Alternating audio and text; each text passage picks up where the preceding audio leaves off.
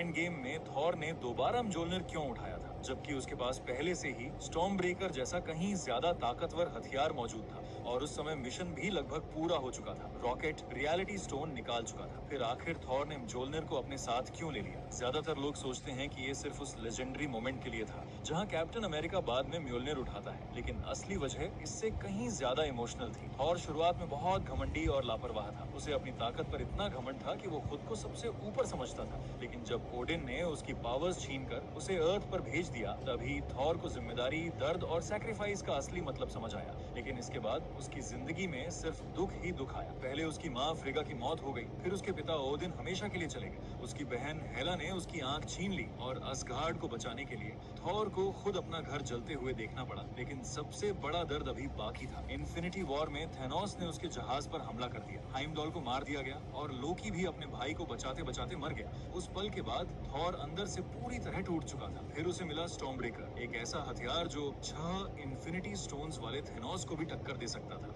लेकिन फिर हुई एक छोटी सी गलती। थॉर ने वार तो किया, लेकिन सिर पर नहीं, और उसी एक गलती की वजह से थेनोस ने स्नैप कर दिया। आधी दुनिया खत्म हो गई और थॉर खुद को हर मौत का जिम्मेदार मानने लगा। उसे लगने लगा कि वो अब गॉड कहलाने के लायक भी नहीं रहा। इसीलिए एंड गेम में जब थॉर अतीत में जाकर दोबारा म्जोलनिर को बुलाता है, तो वो सिर्फ हथियार नहीं बुला रहा था, असल में वो खुद को परख रहा था, क्योंकि ओडिन ने उस हथौड़े पर जादू किया था। जिसमें योग्यता होगी वही इसे उठा पाएगा। थॉर जानना चाहता था, इतनी नाकामियों, दर्द और टूटने के बाद भी क्या वो अब भी उस हथौड़े के लायक है? और जैसे ही म्योलनिर उसके हाथ में वापस आता है, थॉर धीरे से सिर्फ एक लाइन बोलता है, मैं अब भी काबिल हूँ।